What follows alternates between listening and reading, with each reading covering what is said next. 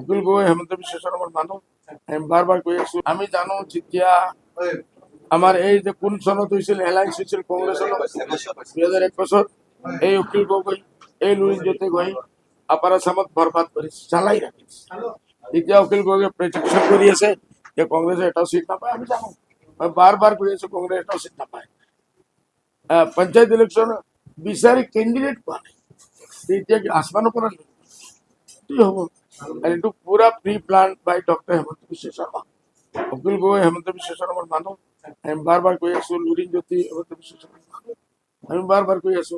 ভূপেন বৰা মই 5 বছৰৰ পৰা কৈ আছো, দলটো আমাৰ ওপৰত জাপিছে যে আমি যদি বিজেপিৰ বি টিম, এই অকল এজিপিৰ এ টিম। মই বাৰ কৈ আছো যে বিজেপিৰ এ টিম, ভূপেন বৰা এ টিম, তাৰ পুৰা গোটেই টিমটো এ টিম। এনে কংগ্ৰেছৰ ভিতৰত অখিল মই গৌৰৱ গগৈৰ কথা গেৰেণ্টি দিব নোৱাৰো। বাকী এ টু জেড পৰ্যন্ত সব হেমন্তৰ পৰা বিক্ৰী আপোনালোকে জানে। এইবোৰে নিদিয়ে, হেমন্ত না কৰিছে বাছ না না খালাস। আপুনি নিৰ্বাচন ক'ত খেলিব এবাৰ? মই বিনাকানিত খেলি আছো।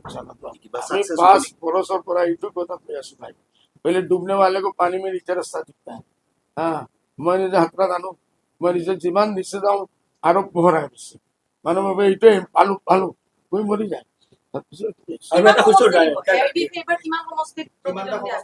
আমি 25-30টা এতিয়ালৈকে ঠিক কৰি আছো। পहिले 20-22টাত আমি ধৰিম আৰু আমাৰ উম্মিদ আছে, আশা আছে 20-22ৰ ওপৰত চান্স কোনে দি আছে? কংগ্ৰেছে দি আছে। কিন্তু এইবাৰ বিভিন্ন পত্ৰিকাৰসকলে আমাৰ অডিটৰসকলে ইণ্টাৰভিউ চাইছো, কৈছে বোলে ক্লিয়াৰ আছে 3rd-3rd-টো অপজিশ্যনে পাব লাগে। আৰু যদি অপজিশ্যনে পায় এক হৈ যায়, কালি হেমন্ত বিশ্ব শৰ্মা কৈ আছে যদি অপজিশ্যন এক হয় চিট আমি দিবই নালাগে। আপোনালোকৰ স্থিতিটো কি হ'ব? আপোনালোকে কিবা প্ৰাৰ্থী আহ্বান থাকিব নেকি? আমি লাষ্টলৈকে আশা বিচাৰি আছো। 26 তাৰিখ দিছে এই যে কি নাম মডেল কোড অফ কণ্ডিক্ট কৰিব, তাৰপিছতো 5 বা 6 তাৰিখ বুলি কি আছে।